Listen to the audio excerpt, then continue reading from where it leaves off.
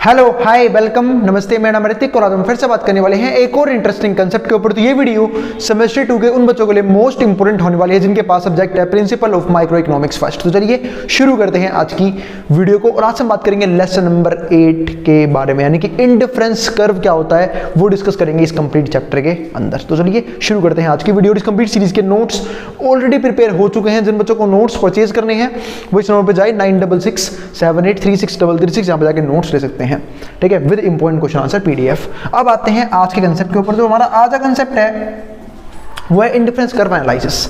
तो आप लोगों को याद होगा लेसन नंबर 7 में हमने यूटिलिटी एनालिसिस के मेथड से ये सीखा था कि एक कंज्यूमर अपने लिमिटेड इनकम में अपनी सेटिस्फेक्शन को कैसे मैक्सिमम कर सकता है डिफरेंट गुड्स और डिफरेंट सर्विसेज यूज करके। वही सेम चीज हम यहाँ पे करेंगे, पर अब की बार मेथड चेंज हो गया है। पहले क्या था यूटिलिटी मेथड, अब की बार क्या है इंडिफरेंस कर्व एनालिसिस। तो चलो पहले समझते हैं इंडिफरेंस कर्व होता क्या है। तो उसके लिए समझना पड़ेगा लर्निंग ऑब्जेक्टिव। तो लर्निंग ऑब्जेक्टिव कौन कौन से चैप्टर के 4 लर्निंग ऑब्जेक्टिव हैं, ठीक है। इसमें से सबसे पहला क्या है, सबसे पहला यही है define indifference curve and know its properties.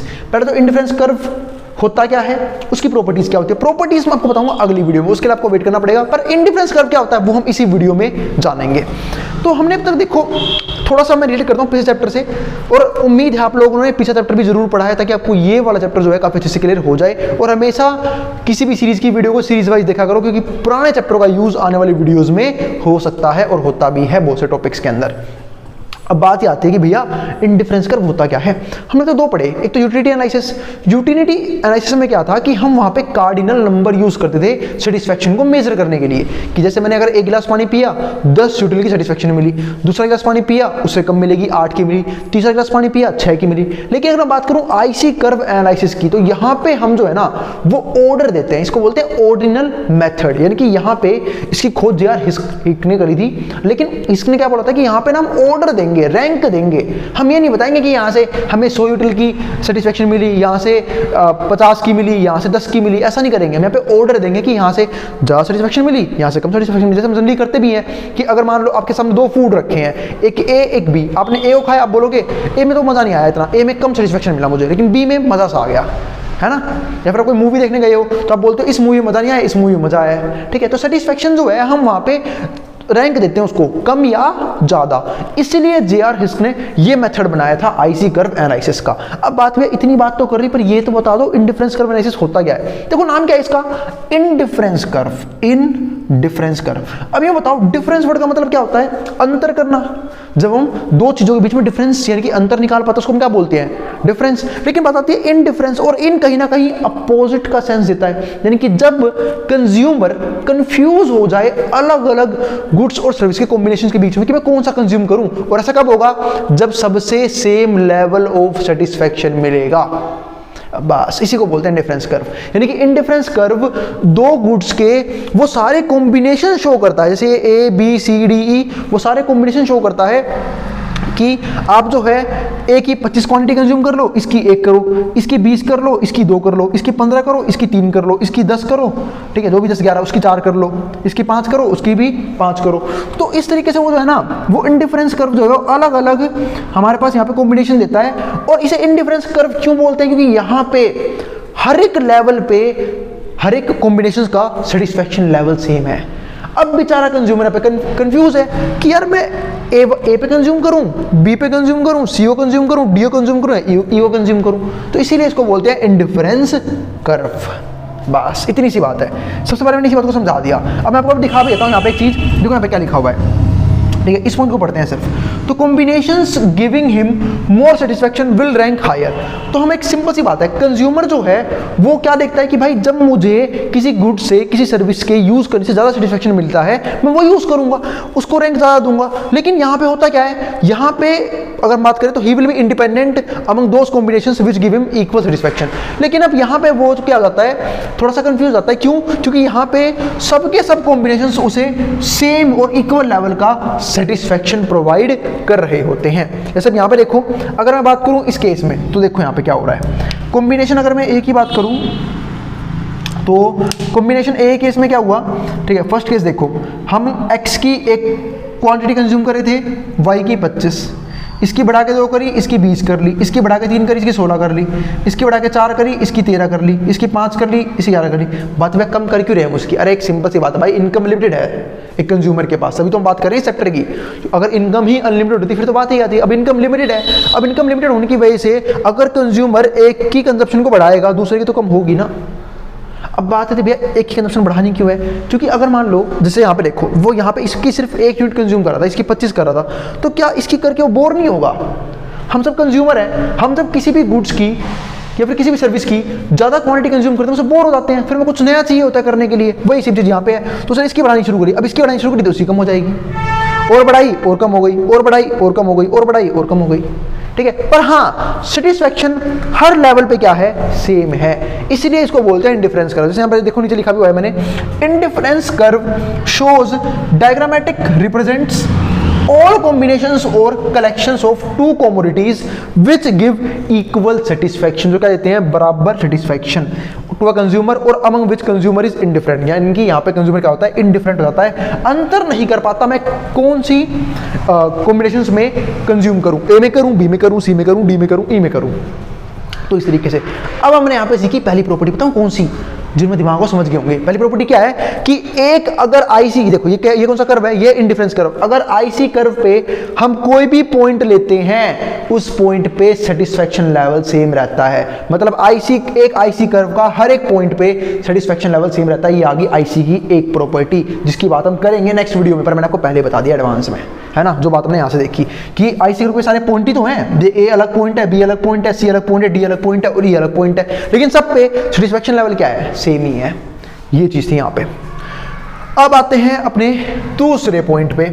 दूसरा पॉइंट क्या था? दूसरा लर्निंग ऑब्जेक्टिव क्या बोलता है? Understand the concept of budget line. हमें कंसेप्ट समझना होगा बजट लाइन का। तो थोड़ी सी बात हम कर लेते हैं बजट लाइन की। एक सिंपल सी बात है, हम सब जो है, हम सबका अपना एक बजट होता है, अपनी इनकम के हिसाब से हम बजट मेंटेन करते हैं कि हमारा जो है पैसा है उस पैसे में से उसके हम हिस्से बना देते हैं कि कौन सा पैसा कहाँ कहाँ पे खर्च किया जाएगा, उसको हम क्या बोलते हैं? बजट बोल के चलते हैं। और जो लोग बेचारे बजट नहीं बनाते फिर उनका जो इनकम है वो डमाडोल रहती है, उनकी लाइफ भी डमाडोल रहती है। वरना जो ज़्यादातर लोग अपनी इनकम कैसे प्लान कर लेते हैं कि हमारे एक्सपेंसेस कहाँ कहाँ पे होंगे। तो ये चीज़, तो यहाँ पे क्या प्लान आया हमारे पास यहाँ पे? तो understand the concept of budget line. वैसे मैं आपको एक चीज़ बताऊं तो यहाँ पे 2 कंसेप्ट होते हैं, बजट सेट और बजट लाइन। अगर बजट सेट की आपको पूछे तो जब कोई पर्सन अपनी इनकम के अंदर कंजप्शन करता है उसको बजट सेट बोलते हैं। यानी कि जब अपनी पूरी इनकम कंज्यूम ना करे, अपनी इनकम का सिर्फ कुछ पार्ट कंज्यूम करे, उसको हम बजट सेट बोल के चलते हैं। लेकिन अगर कोई पर्सन, कोई कंज्यूमर अपनी पूरी की पूरी इनकम ही खर्च कर देता है तो उसको हम बोलते हैं बजट लाइन का कंसेप्ट। वो मैं बताऊंगा जब हम आगे आने वाली वीडियो में डिस्कस करेंगे। इसके बाद determines consumer equilibrium by using indifference curve. पिछली वीडियो में आप लोगों को याद होगा मैंने आपको कंज्यूमर इक्विलिब्रियम सिखाया था, लेकिन यूटिलिटी एनालिसिस से। अब हमें किसे सीखना है? इंडिफरेंस कर्व टेक्निक से। Explain the change in equilibrium. हमें समझना होगा कि इक्विलिब्रियम चेंज कब होता है? Due to change in price of the goods and income of the consumer. कि मतलब अगर गुड्स के प्राइस में चेंज आ गया या फिर कंज्यूमर की इनकम में बदलाव आ गया तो किस तरीके से जो है यहाँ पे हम ये पता करेंगे क्या नाम है, इक्विलिब्रियम में चेंज कितना आया है। Destabilize the price impact into income and substitution impact of normal as well as Griff case। Griff का मतलब गिरिफन गुड्स। गिरिफन गुड्स सबको पता होगा, ठीक है। तो मैं क्या बता रहा था यहाँ पे कि प्राइस का इम्पैक्ट हम कैसे खत्म कर सकते हैं और इनकम का इम्पैक्ट किस चीज़ के ऊपर? नॉर्मल गुड्स के केस में और गिफन गुड्स के केस में। मैं आपको बता देता हूँ, गुड्स 2 तरह के होते हैं, नॉर्मल गुड्स और गिफन गुड्स। आप लोगों को याद होगा जब मैंने आपको चैप्टर पढ़ाया था डिमांड, मैंने लॉ ऑफ डिमांड के कुछ एक्सेप्शंस बताए थे जहाँ पे लॉ ऑफ डिमांड काम नहीं करता। उसमें से एक एक्सेप्शन इसका भी था गिफन गुड्स का, क्योंकि गिफन गुड्स के केस में लॉ ऑफ डिमांड कभी भी काम नहीं करता। क्योंकि गिफन गुड्स क्या होते हैं? घटिया वस्तुएं। उन्हें लोग खरीदते ही जब उनका प्राइस बढ़ता है, और अगर उनका प्राइस और कम हो गया है तो वो और घटिया वस्तु हो जाती हैं, तो उनका लोग डिमांड कम कर देते हैं। लेकिन नॉर्मल गुड्स के केस में लॉ ऑफ डिमांड काम करता है प्रॉपरली। अगर प्राइस बढ़ रहा है तो डिमांड कम हो जाएगी नॉर्मल गुड्स की, क्योंकि लोगों की परचेसिंग पावर कम हो गई है, ठीक है। और अगर प्राइस कम हो गया तो डिमांड बढ़ जाएगी, क्योंकि परचेसिंग पावर बढ़ गई है। इस तरीके से काम होता है। फिर क्या आता है हमारे पास यहाँ पे? Derive demand curve of the commodity. हमें डिमांड कर्व ड्रॉ करना आना चाहिए किसी भी कमोडिटी का, ये भी काफ़ी जरूरी पॉइंट है।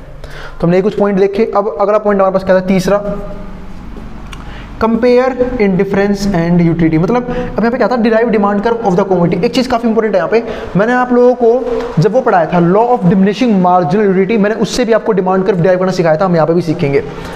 Compare indifference curve and utility analysis, फिर हमें कंपेयर करना होगा कि इंडिफरेंस कर्व और यूटिलिटी एनालिसिस किस एंगल से सेम है और किस एंगल से क्या है, अलग अलग हैं, वो सब डिस्कस करेंगे। Know the limitations of indifference curve, अब बात है भैया लिमिटेशंस तो यूटिलिटी की भी थी, और उस यूटिलिटी वाले मेथड की लिमिटेशंस की वजह से ही हमने इंडिफरेंस कर्व एनालिसिस बनाया था, लेकिन दिक्कत क्या है, लिमिटेशंस इसकी भी है, वो भी हम स्टडी करेंगे कि कौन कौन सी लिमिटेशंस है इंडिफरेंस कर्व एनालिसिस की। अब आता है हमारा इस चैप्टर का इंट्रोडक्शन। अब तक मैं आप लोगों को इस चैप्टर में मेन हमें पढ़ना क्या है सब डिफाइन कर चुका हूं, और इंडिफरेंस कर्व भी मैं आपको वीडियो की स्टार्टिंग में डिफाइन कर चुका हूं। अब सिर्फ कुछ चीजें पढ़ेंगे जो कुछ तो पिछले चैप्टर से रिलेटेड है जो हम पढ़ चुके हैं, और कुछ हमें जो भी पढ़ना है वो सब डिस्कस करते हैं।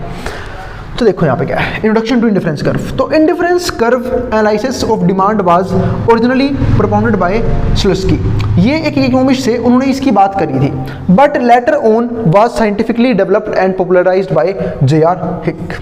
तो इसे जे.आर. हिक्स ने जो है वो डिफाइन किया था बाद में, ठीक है, अच्छे तरीके से उन्होंने पूरी इन्वेंशन करी थी इसकी, इसको समझा था डीप में, तब इन्होंने एक्सप्लेन किया था इस सारे मेथड को। हाँ, लेकिन इसकी शुरुआत जो है वो स्लट्सकी पहले ही कर चुके थे, ये चीज़ ध्यान रखना। The analysis was developed as an alternative to the utility analysis, तो इसको ना एज अ अल्टरनेटिव लेके आया गया था। अल्टरनेटिव का मतलब क्या होता है, हम सब ने देखा कि यूटिलिटी एनालिसिस की टाइम लोगों ने बेइज्जती करी, उसे क्रिटिसाइज किया किस चीज़ के बेस पे कि क्या बकवास मेथड है, नंबर दे रहे हो सेटिस्फेक्शन को आप लोग नंबर के अंदर यूटिलिटी बना रहे हो, यूटिलिटी का मतलब क्या था, सेटिस्फाइंग पावर, वो भी नंबर्स में, तो उन चीज़ों को लोगों ने बेकार बताया, बोला तरीका ही बकवास है। तो उस चीज़ का अल्टरनेटिव इसे बनाया गया था, किसको, इंडिफरेंस कर्व एनालिसिस को। तो यही बात यहाँ पे है, alternative to the utility analysis of consumers demand. The basic defect of the utility analysis is that it is based on cardinal number. क्योंकि हम सबने देखा था कि यूटिलिटी का जो बेसिक फंडामेंटली था ना, वो क्या था, कार्डिनल नंबर। कार्डिनल नंबर का मतलब क्या होता है कि जहां पे हम यूटिलिटी यानी सेटिस्फाइंग पावर को नंबर्स में नापते थे, कि भाई अगर मैंने कोई गुड्स कंज्यूम किया उससे मुझे कितने यूटिल्स मिले, 100 मिले सपोज करो, 500 मिले, 1000 मिले, ठीक है। और जब हम किसी भी यूनिट्स के लगातार कंजप्शन कर रहे थे तो उसकी यूटिलिटी क्या होती है, कम होती रहती है। वो हमने कहाँ पढ़ा था, लॉ ऑफ डिमिनिशिंग मार्जिनल के अकॉर्डिंग। तो भाई law of diminishing marginal utility, वहाँ पे मैंने ये चीज़ पढ़ी थी कि जैसे जैसे हम एक कमोडिटी का लगातार कंजप्शन करते हैं तो उससे मिलने वाली जो सेटिस्फेक्शन है वो कम होती रहती है, वो हमने उस लॉ के अंदर पढ़ा था। तो वही चीज़ यहाँ पे है, the basic defect of utility analysis is that based on cardinal number, क्योंकि बेस किसके ऊपर था, कार्डिनल नंबर के ऊपर बेस्ड था। ये उसकी सबसे बड़ी दिक्कत थी। System which assumes that utility of a commodity measurable in quantitative terms, जहां पे इसने क्या बताया था, किसने, मार्शल जी ने ये बताया था कि जो यूटिलिटी है हम उसको मेजर कर सकते हैं क्वांटिटेटिव टर्म्स में, यानी कि नंबर्स की फॉर्म में मेजर कर सकते हैं, पर ये एक वाहियात तरीका होता है मेजर करने का। क्योंकि हम कभी भी ये नहीं बोलते कि अगर मैंने ये गुड्स कंज्यूम किया तो मुझे इतनी सेटिस्फेक्शन मिली है, या फिर ये गुड्स कंज्यूम किया तो मुझे इसे इतने नंबर में सेटिस्फेक्शन मिली है। हम सिर्फ रैंक प्रोवाइड करते हैं, ऑर्डर देते हैं उस चीज़ को, ठीक है। जैसे कि सपोज करो आप कोई 2 मूवी देखने गए, आप क्या बोलते हैं, मुझे ये मूवी ज़्यादा अच्छी लगी, मतलब उससे मुझे ज़्यादा सेटिस्फेक्शन मिला, ये मूवी देखने का मुझे बेकार लगी, है ना, इस तरीके से। जैसे इस टाइम पे सबसे अच्छी छावा मूवी जो है काफ़ी पॉपुलर हो रही है, क्योंकि एक तो वो हिस्टोरिकल मूवी है, वैसे भी काफ़ी अच्छी बना रखी है, ठीक है, क्योंकि मैंने भी देखी थी, हाँ थी तो भाई मूवी में जान बढ़िया, ठीक है। तो अब आते हैं इस टॉपिक पे वापस। तो utility A subjective phenomenon cannot be measured quantitatively, मतलब अब यहाँ पे किसने बोला, ये जे.आर. हिक्स ने बोला क्या, कि यूटिलिटी एक सब्जेक्टिव फेनोमेना है, आप इसे नंबर की फॉर्म में या फिर क्वांटिटी की फॉर्म में मेजर नहीं कर सकते, बकवास मेथड है वो अगर आप क्वांटिटी की फॉर्म में मेजर कर रहे हो तो therefore Hicks developed an alternative approach. तो यहाँ पे हिक्स ने क्या दिया, एक अल्टरनेटिव अप्रोच दिया known as indifference curve analysis, और इसी को मैं क्या बोला, IC एनालिसिस या फिर indifference curve analysis, which can explain the consumers behaviour, जो क्या एक्सप्लेन करता है कंज्यूमर के बिहेवियर को, consumers behaviour without measuring the utility, बिना यूटिलिटी को मेजर किए हम कंज्यूमर के बिहेवियर को समझ सकते हैं कि कंज्यूमर को किस गुड से ज़्यादा सेटिस्फेक्शन मिल रही है, किस गुड से कम सेटिस्फेक्शन मिल रही है, और कहाँ पे उसे बराबर सेटिस्फेक्शन मिल रही है और वो इनडिफरेंट हो रहा है, जिसकी बात मैंने यहाँ पे की थी, ठीक है। तो measuring the utility which consumer gets from the consumption, जो उसे कंजप्शन करने से मिलता है वो भी एक कमोडिटी के। Indifference curve analysis is based on ordinal number system, बता चुका हूं मैं, ये कार्डिनल नंबर सिस्टम में बेस्ड था, तो डिफरेंस है, कंपैरिजन हो रहा है साथ साथ, ध्यान रखना इस बात का, ठीक है। तो ये बेस्ड था ऑर्डिनल नंबर सिस्टम के ऊपर, यानी कि यहाँ पे हम ऑर्डर देते हैं कि किससे मुझे कितनी सेटिस्फेक्शन मिली, किससे मुझे कितनी मिली। तो in which we not measure the utility in quantitative term, तो यहाँ पे हम कभी भी यूटिलिटी को नंबर की टर्म्स में नहीं नापते हैं, सिर्फ ये बताते हैं कि इससे मुझे ज़्यादा सेटिस्फेक्शन मिल रही है, यानी कि किसी चीज़ से मुझे मोर सेटिस्फेक्शन मिल रही है, किसी से लेस सेटिस्फेक्शन मिल रही है, कोई मेरे लिए मोर सेटिस्फाइड है, कोई मेरे लिए लेस सेटिस्फाइड है, इस तरीके से। तो इट एज्यूम्स, अब आते इसकी assumption क्या, it assumes that a consumer can express clearly his scale of preferences और एनी टू और मोर गुड्स। इसने क्या किया, इसने एज्यूम किया कि कंज्यूमर जो है वो क्लियरली एक्सप्रेस करता है अपने स्केल को, scale of preferences for any two और मोर गुड्स, कि अगर 2 या 2 से फालतू गुड्स हैं तो वो किस गुड्स को प्रेफरेंस देगा। वैसे यहाँ पे एक वर्ड और आता है मोनोटोनिक प्रेफरेंस। मोनोटोनिक प्रेफरेंस एक तरह से ये बताता है कि ना कंज्यूमर जो है वो लगातार कंजप्शन बढ़ाने की कोशिश करता रहता है। मैं अभी बताऊंगा, एक इंपॉर्टेंट टॉपिक आएगा, बताऊंगा इसको डीप में, क्योंकि मोनोटोनिक प्रेफरेंस का मतलब यही होता है कि कंज्यूमर जो है वो ये सोचता है कि मेरे पास जितने गुड्स होंगे, मतलब जितनी क्वांटिटी होगी किसी गुड्स की, किसी पर्टिकुलर गुड्स की और सर्विसेज की, मैं उतना ही फालतू सेटिस्फाइड होऊंगा, उतना ही मोर सेटिस्फाइड होऊंगा। तो वो चीज़ है, तो यहाँ पे 2 और मोर गुड्स में कंज्यूमर जो है वो अपनी प्रेफरेंस खुद रख सकता है कि उसे कौन से गुड्स से ज़्यादा सेटिस्फेक्शन मिल रही है, कौन सा गुड्स उसके लिए बेहतर है, कौन सा उसके लिए क्या है, बेकार है। अब आता है हमारे पास अगला पॉइंट, तो ये बात तो मैं बता चुका हूँ आपको कॉम्बिनेशंस वाला, इसमें हाँ ये पार्ट तो मैं आपको पूरा डिफाइन कर चुका हूँ इंडिफरेंस कर्व वाला। तो ये वाली वीडियो हमारी यहीं तक थी। अगली वीडियो में हम डिस्कस करेंगे इंडिफरेंस कर्व की कुछ प्रॉपर्टीज भी डिस्कस करेंगे, कुछ असम्पशंस भी डिस्कस करेंगे, यानी कि इंडिफरेंस कर्व जो है उसका इंट्रो खत्म हो चुका है, हमें चैप्टर पढ़ना क्या है वो मैं आपको यहाँ पे डिफाइन कर चुका हूँ, ठीक है। ऑलमोस्ट चैप्टर जो है बिल्कुल 7th से रिलेटेड है, लेकिन दिक्कत क्या है 7th में मेथड यूटिलिटी एनालिसिस का था, यहाँ पे मेथड आईसी कर्व एनालिसिस का है। इसके बाद हमने यहाँ पे इंट्रोडक्शन में कुछ और चीजें देखी कि इंडिफरेंस कर्व होता क्या है, क्यों इंडिफरेंस कर्व को पढ़ाया जाता है और क्यों इंडिफरेंस कर्व को लाया गया, क्योंकि पिछले वाला जो मेथड था यूटिलिटी उसमें क्या थी, काफी ज्यादा डिसएडवांटेजेस थी। हाँ लिमिटेशंस इसकी भी हैं, जो मैं बिल्कुल इस सीरीज के आखिरी में देखेंगे कौन कौन सी लिमिटेशंस आती हैं इसकी। फिर हमने समझा कि इंडिफरेंस कर्व होता क्या है और उसको इंडिफरेंस क्यों कहते हैं, ये मैं डिफाइन कर चुका हूं, ध्यान रखना इस बात का। इंडिफरेंस इसे इसलिए कहते हैं क्योंकि यहाँ पे कंज्यूमर कंफ्यूज आता है कि मैं किस लेवल पे कमोडिटी को कंज्यूम करूं, क्यों, क्योंकि हर जगह उसका सेटिस्फेक्शन लेवल सेम रहता है, ये चीज होती है, ठीक है। तो ये पूरी बातें मैं आप लोगों को डिफाइन कर चुका हूं। फिर भी कोई भी डाउट हो, कोई भी क्वेरी हो, कमेंट बॉक्स में कमेंट कर देना, मैं उस क्वेरी को सोल्व करने की पूरी कोशिश करूंगा। अब हम मिलेंगे अगली वीडियो में जहां पे बात करेंगे इसके नेक्स्ट टॉपिक के बारे में। और अगर वीडियो पसंद आई हो तो वीडियो को लाइक किए बिना मत जाना और चैनल को सब्सक्राइब भी कर देना ऐसी वीडियोस के लिए, और उन बच्चों में शेयर भी कर देना जिन बच्चों का एग्जाम होने वाला हो सेम सब्जेक्ट का। अब जिसको जो उतारना उतार सकता है, मैं बोर्ड के सामने से।